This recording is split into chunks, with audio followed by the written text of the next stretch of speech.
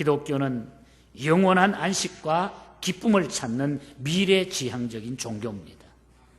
그렇기 때문에 오늘 이 교회라고 하는 이 공동체는 기쁨과 감격이 차고 넘쳐야 하는 곳이에요. 우리는 교회 공동체를 통해서 그래서 영원하고도 참된 기쁨을 배우고 이곳에서 하나님을 찬양하는 중에 우리 하나님을 만나고 이 공동체 속에서 그 기쁨을 우리가 소유해야 돼요.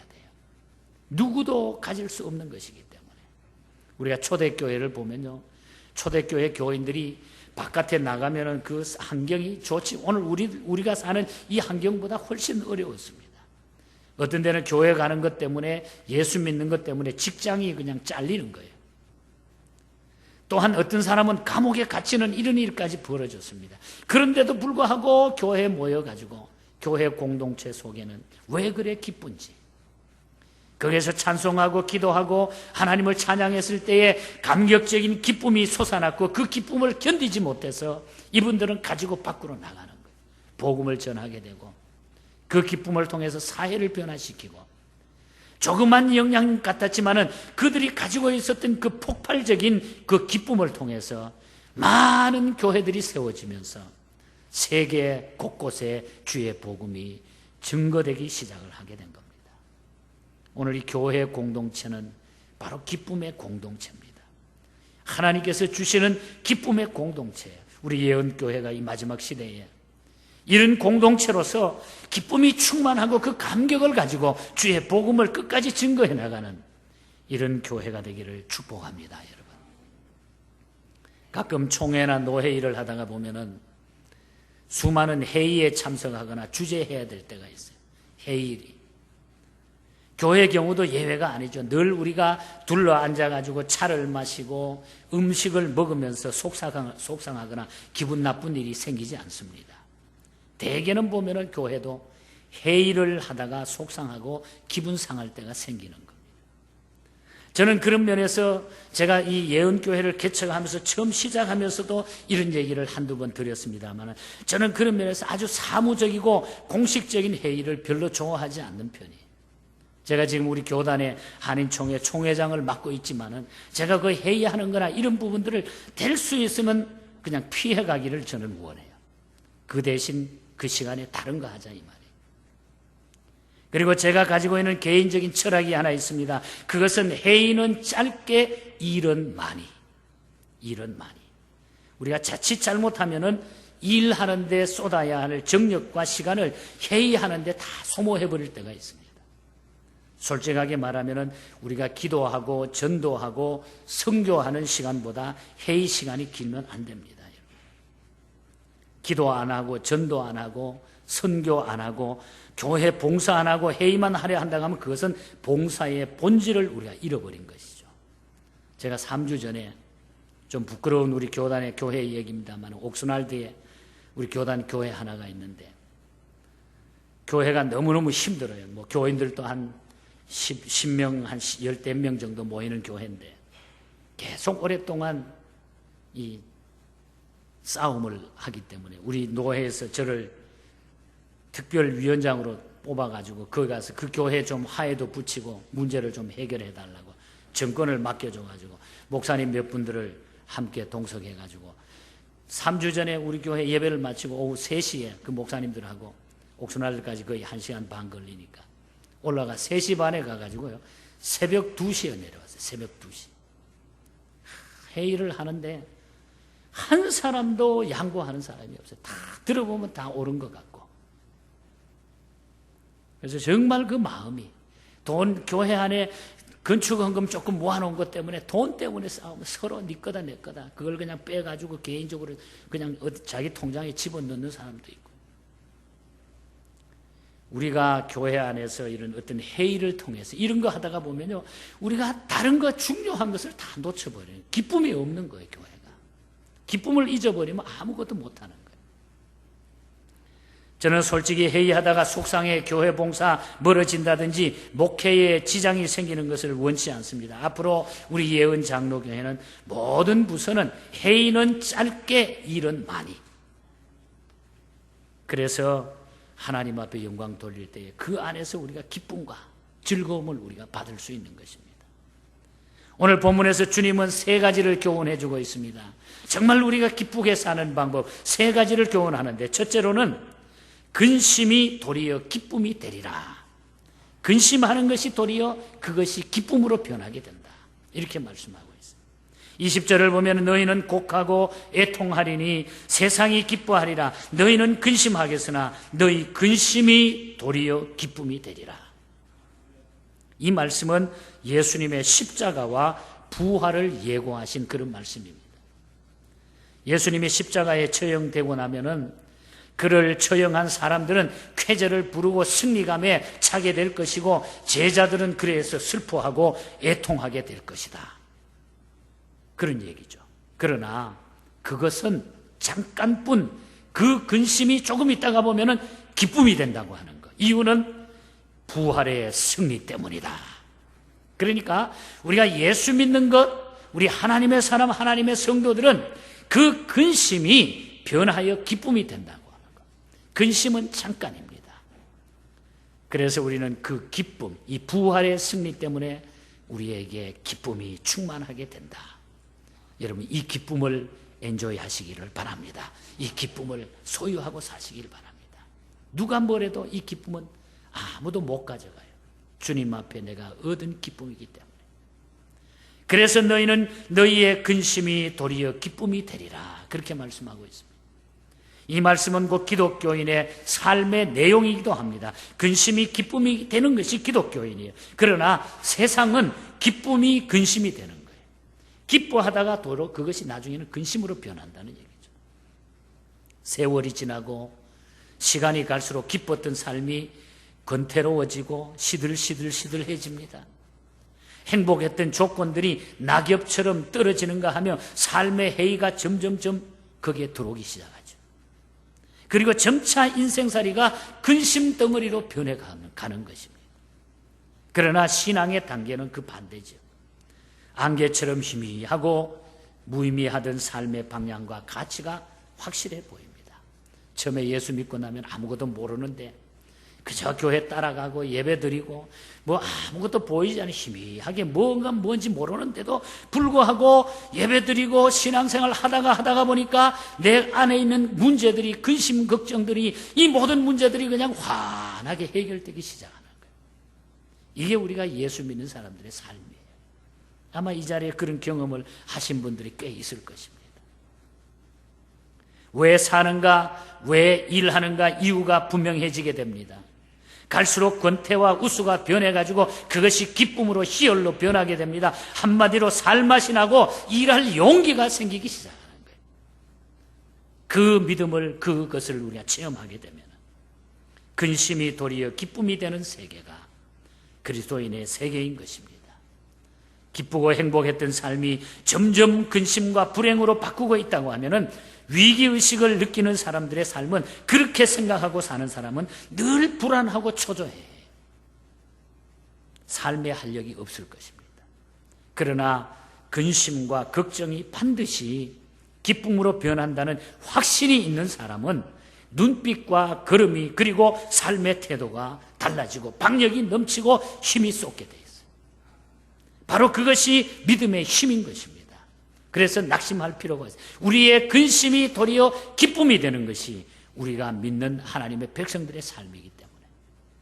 우리 한국 가면은 남서울교회라고 처음 개척해서 심호했던 홍정길 목사님, 우리 몇 년 전만 해도 한국에 홍정길 목사님이라든지 이동원 목사님이라든지 또 돌아가신 우리 옥하는 목사님이라든지 이분들 시대에 하나님 교회들이 아주 모범적으로 성장하고 한국 교계에 많은 신선한 바람을 주었던 그런 목사님들이죠.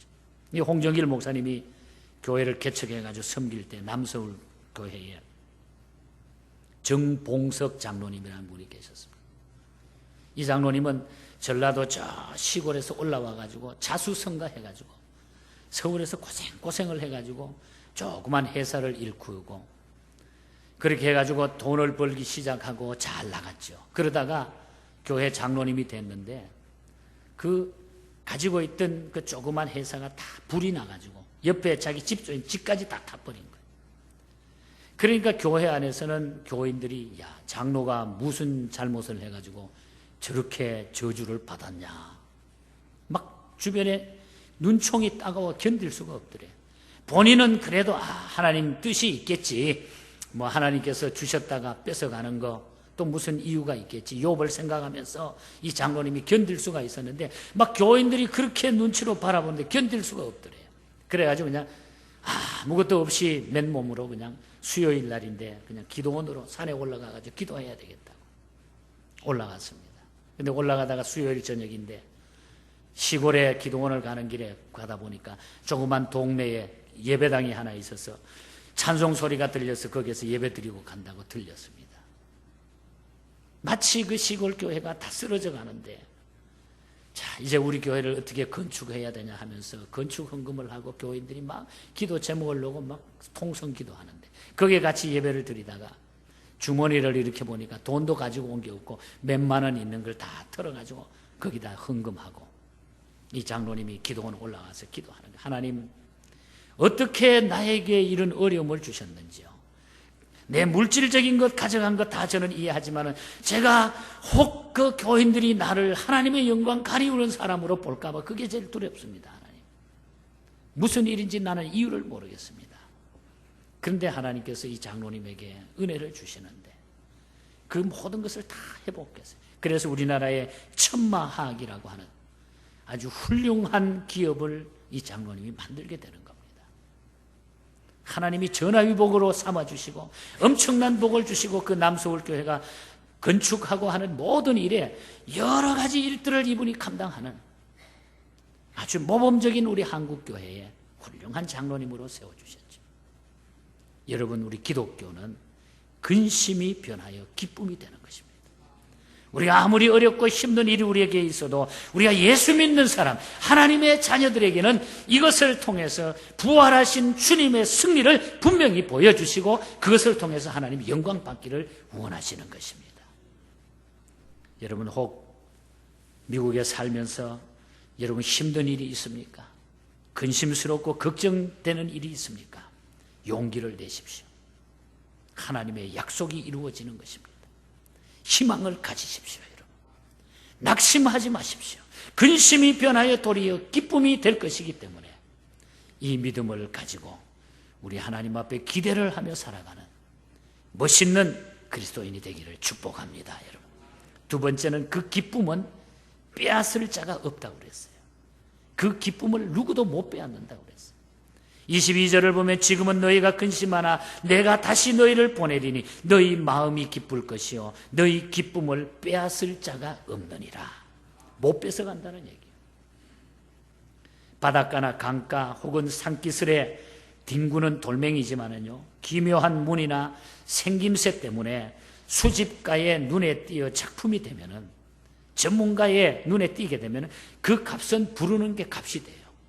저는 한 번은 16,000불짜리 돌멩이 하나를 봤어요. 어떤 곳에 이렇게 진열을 해놨는데 그래서 내가 속으로 저걸 누가 돈 주고 사? 나 모르니까. 돌에 대한 저는 지식이 없으니까.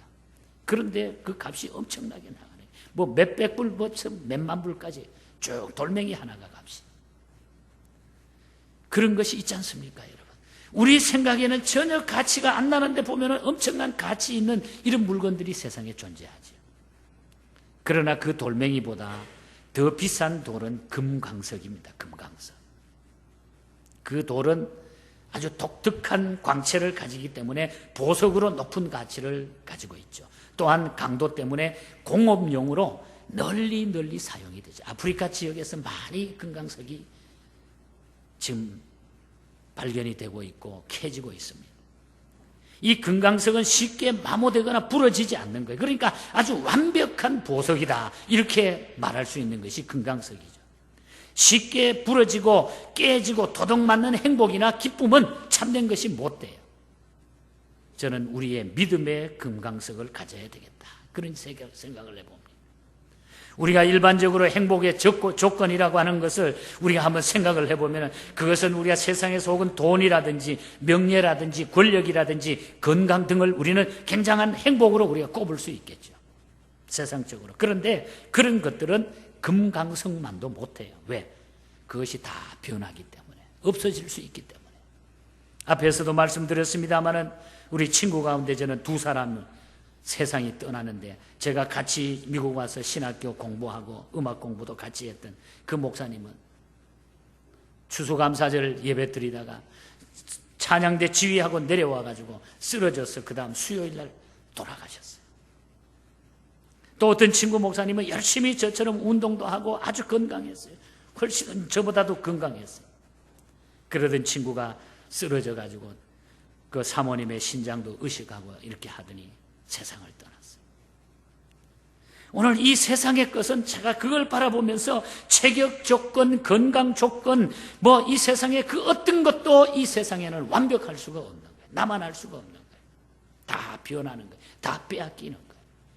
내가 돈을 가져보고 권력을 가져보고 명예를 가져보고 건강을 가져보지만은 이 세상 것들은 다 빼앗기게 돼 있어요. 언젠가는 다 빼앗기게 돼요.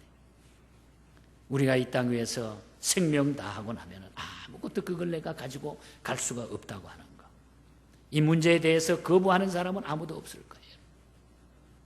우리가 지상에서 찾고 누리는 것 조건들은 절대적인 것도 영원한 것도 아닙니다. 빼앗길 수 있는 것들이라 그 말이죠. 그러나 오늘 본문에 우리 주님께서는 너희 기쁨을 빼앗을 수가 없느니라. 빼앗을 자가 없느니라. 아무도 내가 예수 믿고 구원받은 이 영원한 천국의 이 영원한 삶을 그 누구도 나에게 빼앗아갈 수 없다. 여러분 믿습니까? 우리는 그런 사람들이에요. 우리 주님을 통해서 우리는 이런 삶을 살아가는 사람들이라는 거죠. 그 뜻은 두 가지 의미를 가지고 있습니다. 하나는 예수 안에서 찾고 얻고 누리는 기쁨은 영원한 것이라고 하는 의미고, 다른 하나는 예수님이 내 안에 있는 그 기쁨을 빼앗기지 않도록 끝까지 지켜주신다고 하는 그런 의미예요. 그러니까 우리가 예수 믿는 사람은요, 우리 예수님이 나를 다 지켜주시는 거예요. 믿습니까? 그래서 우리가 위로를 얻게 되는 것입니다. 그래서 내 마음속에 있는 참된 이 기쁨과 평안은 전쟁도 질병도 죽음도 빼앗지 못한다 그랬습니다. 그것은 영원한 것이며 영적인 것이기 때문입니다. 그래서 우리는 이 삶이 우리에게 있기 때문에 그 죽음도 우리는 이길 수 있는 이 놀라운 힘을 가지고 있잖아요. 오늘 우리는 이 기쁨, 이것을 소유했기 때문에 우리가 기뻐하며 살 수 있는 것입니다. 끝으로 한 가지 더 말씀을 드릴 것은 세 번째로, 구하면 기쁨이 충만하게 된다 하는 그런 말씀이에요. 구하면 된다, 기도하면 된다. 이 기쁨에 대한 문제는 내가 기도하면 이 기쁨을 얻을 수 있다. 24절을 보면은 지금까지는 너희가 내 이름으로 아무것도 구하지 아니하였으나 구하라 그리하면 받으리니 너희 기쁨이 충만하리라. 오늘 이 본문은 기도에 관한 교훈이기도 합니다. 예수님 이름으로만 기도하면 응답받게 된다고 하는 것이고, 그 결과로 기쁨이 충만하게 되리라고 하는 그런 말씀이에요. 통신산업이 요즘 얼마나 발달했습니까? 인터넷 디지털 시대가 됐죠. 이제는 다 통화해요. 전화기 하나만 들고 있으면 어디서든지 다 통화가 됩니다.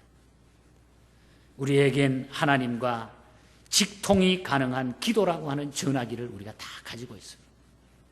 그 전화기를 우리가 잘 사용해야 돼요. 배터리가 나가지 않도록. 그 전화기가 계속해서 고장나지 않도록 이 기도라고 하는 전화기가, 우리 하나님과 우리 사이에 기도라고 하는 전화기가 있어요.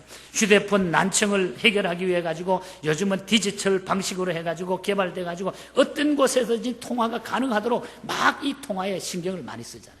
통신이. 그런데 오늘 우리 하나님과 우리의 사이 통화를 방해하는 세 가지 요인이 있어요. 첫째는 의심입니다. 의심.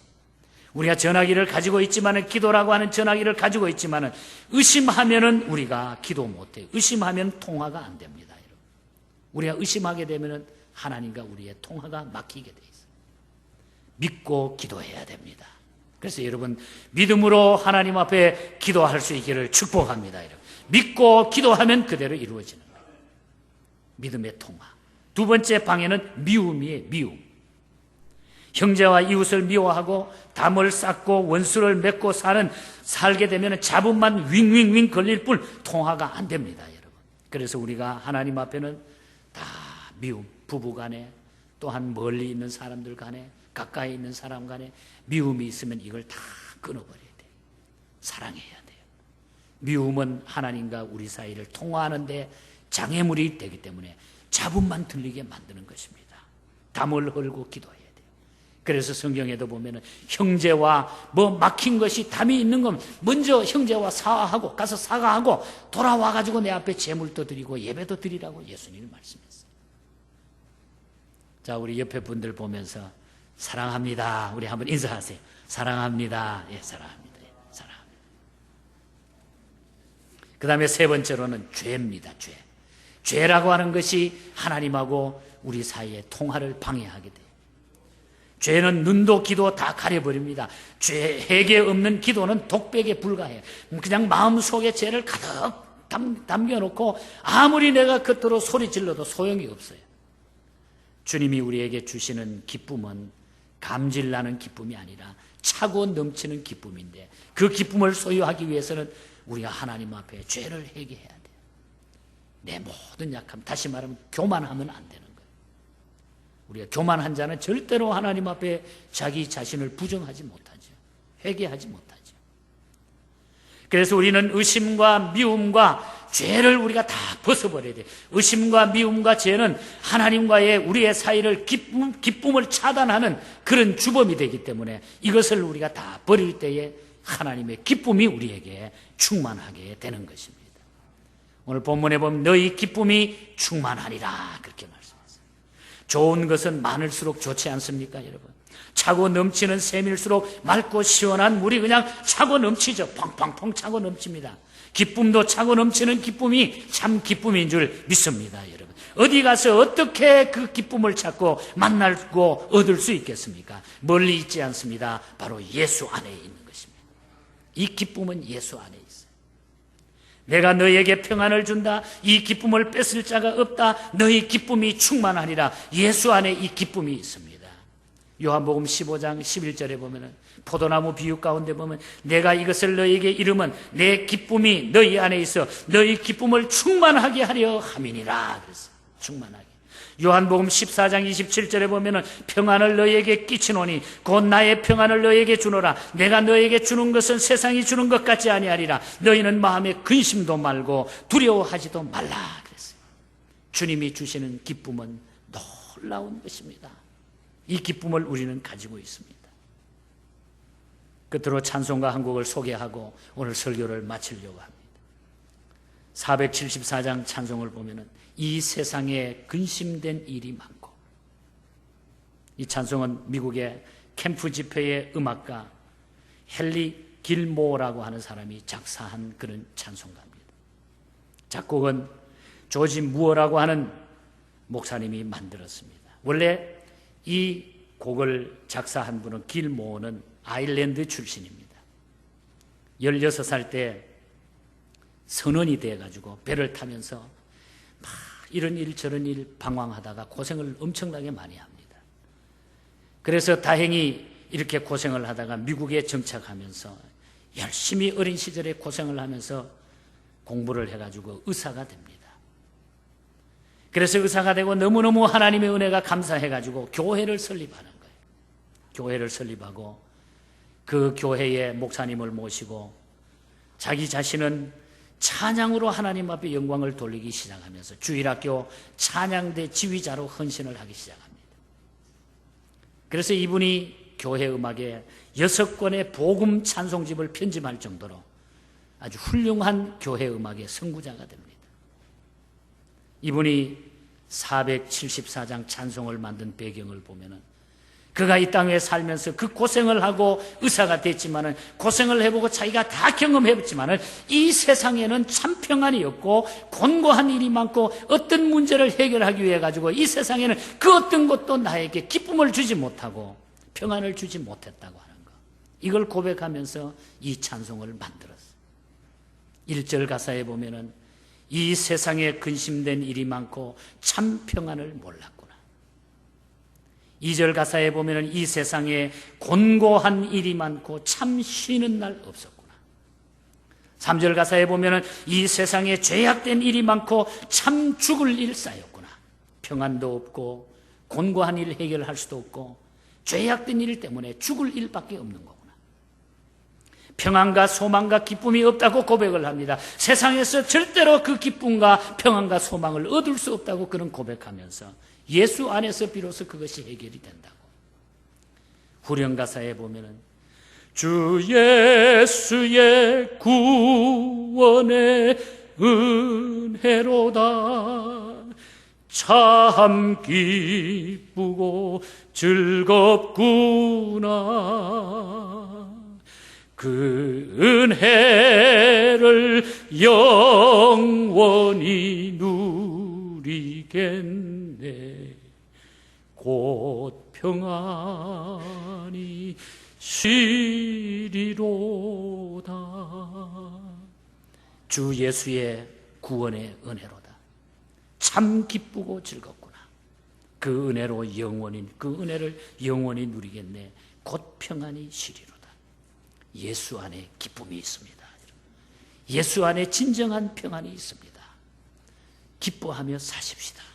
예수님 잘 붙들고 예수님 모시고 살아면 우리 가정 안에도 교회 안에도 어떤 환경 가운데서도 기쁨이 넘치는 복된 삶이 되는 줄 믿습니다. 너희 기쁨이 충만하리라. 너희 기쁨이 충만하리라. 충만한 기쁨으로 승리하는 우리 남은 생애를 살아가는 우리 모두가 될 수 있기를 주님 이름으로 간절히 축복합니다.